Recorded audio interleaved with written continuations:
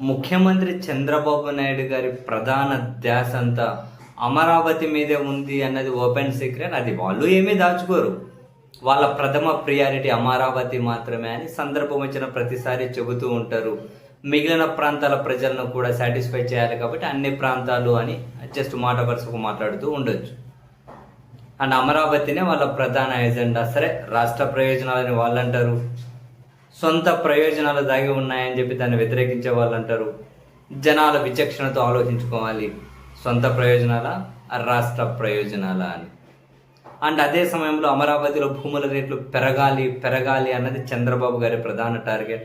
పదే పదే తాను కూడా మాట అంటూ ఉంటారు, 20 కోట్లకు పోతుంది, ఎకరం 30 కోట్లకు పోతుంది, మీరు చూస్తూ ఉండండి, లక్షల కోట్ల ఆస్తి అవుతుంది అని ఓపెన్గానే.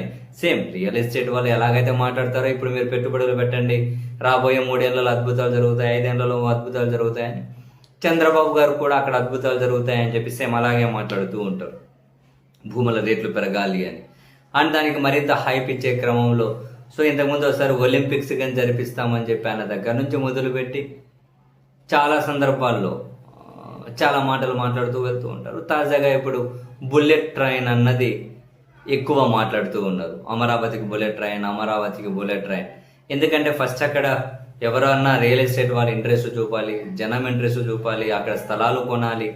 దీనికోసం ప్రభుత్వం ఎన్ని చేయాలో అన్ని చేసుకుంటూ వస్తుంది. కోర్స్ వాళ్ళ టార్గెట్ అదే కాబట్టి దాన్ని ఫుల్ఫిల్ చేసుకునే ప్రయత్నాలు చేస్తూ ఉన్నారు.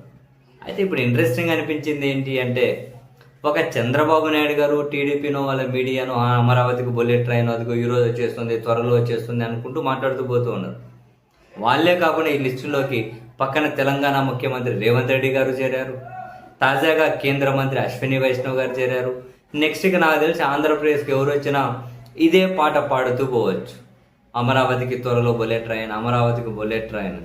త్వరలో అంటే అది ఎప్పటి కనీస సమీప భవిష్యత్తులో కూడా సాకారం అవుతుందా అని అంటే ఎట్లా సాధ్యమో తెలియడం లేదు.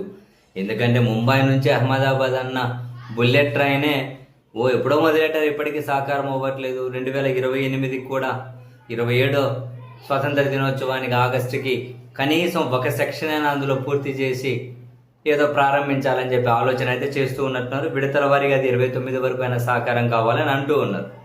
ఎప్పుడో మొదలెట్టిన ఆ బుల్లెట్ ట్రైన్ ఎప్పటికవుతుందో తెలియడం లేదు. మరి ఇప్పుడు అమరావతికి బుల్లెట్ ట్రైన్ త్వరలో అనేది సాకారం అవుతుంది అంటే కాదు, ఆ సంగతి వాళ్ళకు తెలుసు. బట్ కేంద్ర మంత్రి, తెలంగాణ ముఖ్యమంత్రి వీళ్ళు కూడా అమరావతికి బుల్లెట్ ట్రైన్ అనే కాన్సెప్ట్లో భాగస్వాములు అయ్యారు అంటే ఖచ్చితంగా ఇక్కడ చంద్రబాబు నాయుడు గారిని వాళ్ళ టీం పనితీ వాళ్ళ టీం వర్క్ను మనం అప్రిసియేట్ చేయాలేము. వాళ్ళతో కూడా ఇదే మాట మాట్లాడించేస్తూ ఉన్నారు. నెక్స్ట్ ఎవరు వచ్చినా అదే మాట్లాడించేస్తూ ఉంటారు. అమరావతిలో బుల్లెట్ ట్రైన్ వస్తుంది, అమరావతిలో అదిగో ఇంకోటి జరగబోతుంది, అమరావతిలో రేట్లు కనీవిని ఎరుగని స్థాయిలో పెరగబోతున్నాయని. దట్ అక్కడ భూముల రేట్లు పెంచే ఒక ప్రణాళిక. అది వర్కౌట్ అవుతుందా లేదా మనకు తెలియదు. అది ఎంతవరకు వర్కౌట్ అవుతుంది అన్న దాని మీద అక్కడ ఎంత వేగంగా పనులు చేసుకుంటూ పోతారు అన్నది ఆధారపడి ఉండొచ్చు.